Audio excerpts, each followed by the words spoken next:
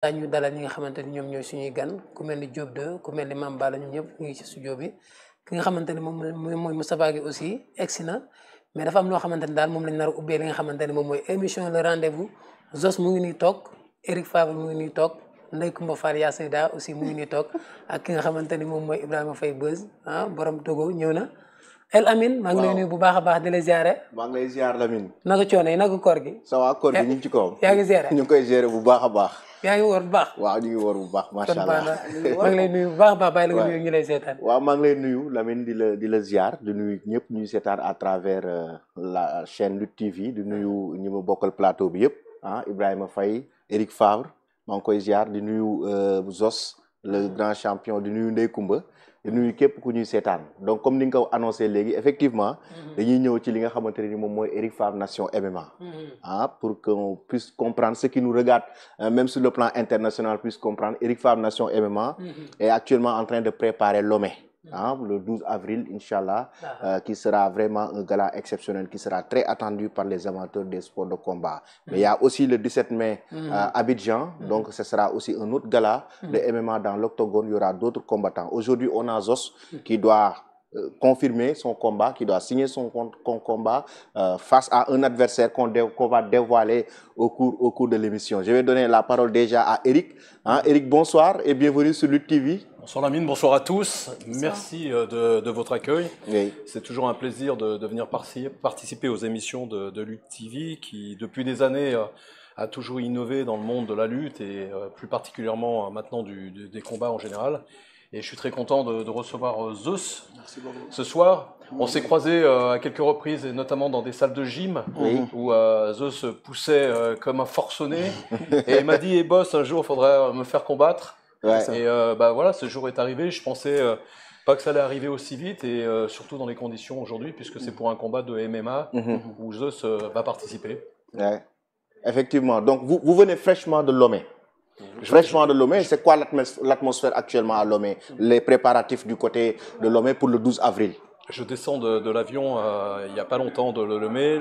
Tout se prépare de manière très positive. Beaucoup de réservations déjà, des sponsors qui nous suivent. Un setup qui a été bien calé. 11 combats qui sont en pleine préparation.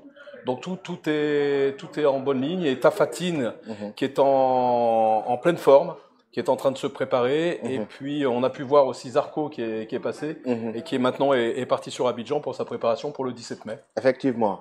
Donc Ibrahim, bonsoir. Donc comme je viens de demander à Eric, vous venez fraîchement de Lomé, actuellement les préparatifs pour le 12 avril. Wow. Donc là on a déjà un combattant qu'on va signer, qu'on va officialiser tout à l'heure. Mais Ibrahim, je vais résumer en Wolof ce que Eric a dit. Voilà, c'est mieux. Comme on est sur Lutte TV, effectivement la Ligue Eric Favre Nation MMA est une ligue internationale suivie dans tous les pays du monde, pas seulement les pays francophones d'Afrique, mais dans tous les pays du monde. Donc c'est important parfois parce que beaucoup de personnes nous le reprochent. Aujourd'hui, ils regardent le MMA et ils veulent comprendre ce que nous sommes en train de faire. Mais aussi, comme on est sur le rendez-vous, qui est une émission de Lutte TV, aussi c'est important que public qu'on leur donne quelques mots en Wolof. Donc, jóge nañu Togo récemment. Bi nga xamanteni gis ngeen ni qu'il y a eu un très grand combat qui est en préparation, moi le combat de Tafatine. Gis ngeen Tafatine a lancé des pics à Modou Lo et a même invité Modou Lo ci cage bi. Donc actuellement ça a secoué vraiment. Loolu war a mën a nekk la nag. Exact. Modou Lo Tafatine. Bien sûr. Ci MMA. Combat bu neex. En tout cas. Non, bala ngeen wax ci waxu Zos loolu. Ouais, mais bon, là, tout est possible avec la Ligue Eric Favre Nation MMA. Eric Favre Nation MMA, nous avons l'impossible, nous avons possible. Mais je pense qu'on a un gros morceau. On ne peut pas parler d'autre chose. Parce qu'on a un très gros morceau. C'est pour ça, j'aperçois Tafagui et il est invité sur le plateau parce qu'il faut qu'il soit témoin du combat qui va être matérialisé. Témoin, parce qu'aujourd'hui, c'est un très grand jour. Donc, Zos, là, nous sommes sur le plateau. Nous Togo. Tafatine am na combat pour le 12 avril. Ki nga xamantene aussi mom moy Général Malika et Petit Lo et Tafsir, ce sont 4 Sénégalais qui vont combattre le 12 avril au Togo. Mais Général Malika, Petit Lo, Tafsir et Tafatine. Le 12 avril au Togo. Le 17 mai à Abidjan, on aura le 17 mai à Abidjan, Ada Fass, Zarko, Zos et Lamine Sène, qui avait combattu contre Albouri. Donc ces 4 combattront le 17 mai à Abidjan. Et il y a une grosse surprise pour le 17 mai qu'on dévoilera dans les jours à venir. Une très grosse surprise. Donc là, on en reparlera dans les jours à venir, bien sûr. Mais ce que je peux vous dire pour le moment, c'est que Tay, Zos vient de signer avec la Ligue Eric Favre Nation MMA. Pour ñaata combat? Zos va signer pour 4 combats comme tous les autres. Ils ont signé pour 4 combats, donc Zos va être pour 4 combats. Maintenant, le choix de l'adversaire, je laisserai la primeur à Eric. Parce que, pourquoi le choix de cet adversaire? Zos. On va attendre que Tafa Gueye arrive pour qu'on donne exclusivement qui est l'adversaire de Zos. Mais Koku, dafa nekk quelqu'un qui a beaucoup fatigué Zos dans la communication. Il a beaucoup défié Zos. Zos, on lui a dit... Kon da ngeen a boole Sénégalais yi? Non, si. Non. Non. Sénégalais, 2 Sénégalais pour faire du MMA. Il ne faut pas penser seulement que le MMA, c'est les Sénégalais contre les Ivoiriens ou les Sénégalais contre les Togolais. Ñaari Sénégalais mën nañu def MMA. Donc actuellement, nous, on a décidé de choisir de mettre Zos contre un Sénégalais qu'il a énormément défié. On pouvait bien sûr organiser un autre combat parce que quoi qu'on puisse dire, Zos a un palmarès aujourd'hui qui est très élogieux dans le monde de la lutte. Zos, il a battu Guigui à 2 reprises. Zos a battu Issa Pouye. Zos a battu Boy Sey. Zos a battu Ballo Diouf. Zos a battu le professeur Tidiane Faye. Zos a battu de très grands noms de la... Boy Niang. Zos l'a battu. Zos a battu Boy Niang. Donc, est-ce que c'était pas la première défaite ou la deuxième défaite de Boy Niang? Deuxième défaite de Boy Niang. Donc, Zos est un très gros morceau. Mais les kuñ ko jox ni kooku mën nañ ne amul palmarès su Zos. Mais problème bi mooy dafa ne dafay mettre KO Zos. Sonal ko trop. Donc nous on s'est décidé à l'opposer pour la clarification. Avant que Zos fasse ses autres combats, il faut qu'il clarifie. Et ce n'est pas face à n'importe qui. loolu nag je laisse. amul palmarès Zos mais Zos tamit amul palmarès parce que kooku mës na def MMA. kooku mës na def mbiru MMA. mais Zos lañ déggoon ay Free Fire. def na benn combat. mais balaa ñuy dévoiler. non di nga ko leeral nag. di ko dévoiler avant qu'on dévoile le nom de l'adversaire, il faudrait bien que Zos nuyoo wax vraiment. Start from the bottom. loolu moom mooy sa philosophie. Start from the bottom maanaam moom dafa jóge. foo xamante ni fu dara nekkul. pour def fa dara. bu bàyyi ko mu nuyoo. le grand champion. donc maa leen di nuyu di leen sant yàlla comme on dit di wax tout le monde à Ramadan Moubarak. voilà di wax sama papa ak sama yaay ñaa lay xare ay àjjana ñu fi ñu dese waajur aussi ak ñëpp ñu seen waajur génn àdduna. yàlla xare na àjjana ñu fi dese waajur yàlla guddal seen fan te wëre seen cër. amiin. D'abord, de saluer Plateau bi avec le travail noble de Eric Favre qui vient de développer l'MMA sur Sénégal. Vraiment, c'est un travail à apprécier. Moi, j'apprécie bien ton travail depuis longtemps. Donc, c'est une grande occasion pour que je vienne ici de partager avec vous, monsieur Eric Favre.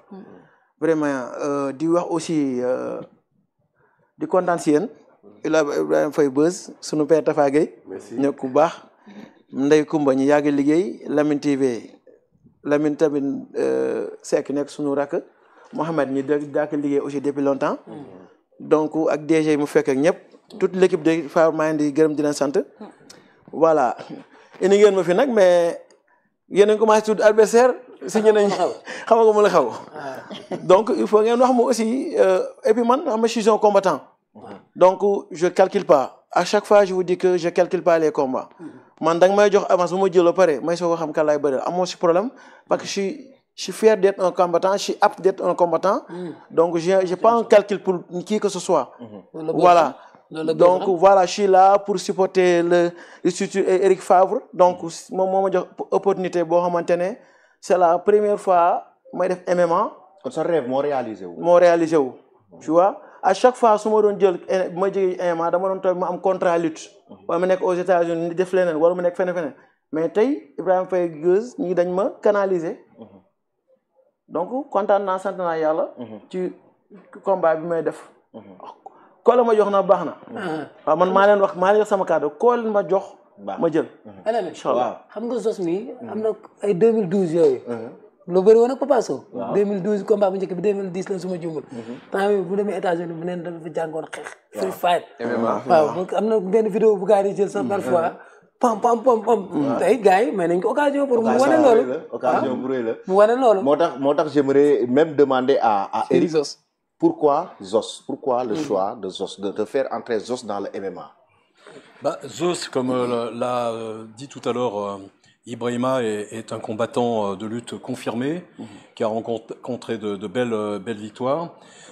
C'est un garçon qui sait s'exprimer en français, qui a un certain charisme aussi auprès de son public. Merci. Et qui a la volonté aussi de pouvoir sortir un peu des frontières sénégalaises et de pouvoir vivre une nouvelle expérience à travers le MMA. Et donc il avait le profil vraiment parfait pour pouvoir participer sur le prochain événement du 17 mai à Abidjan. Et puis j'ai eu la chance de rencontrer Zeus, comme je vous le disais tout à l'heure au départ, dans une salle de gym. J'ai vu qu'il s'entraînait dur. Il avait déjà à l'époque sollicité mon attention pour pouvoir faire quelque chose. Bon, à l'époque, on n'était pas en train de discuter de la ligue de MMA, et je trouve que en fait toutes les choses positives convergeaient au bon moment pour faire un gros combat à Abidjan contre son adversaire qu'on va dévoiler dans quelques temps, qui est un américano-sénégalais. J'ai donné beaucoup d'indices, déjà, je pense. Il va combattre même sous la bannière des États-Unis. Aujourd'hui, il va opter pour la nationalité américaine. Donc, il va combattre en tant qu'Américain. Voilà. Donc, ce qui devrait redoubler les forces de notre ami Zeus pour défendre le drapeau sénégalais contre un autre Sénégalais.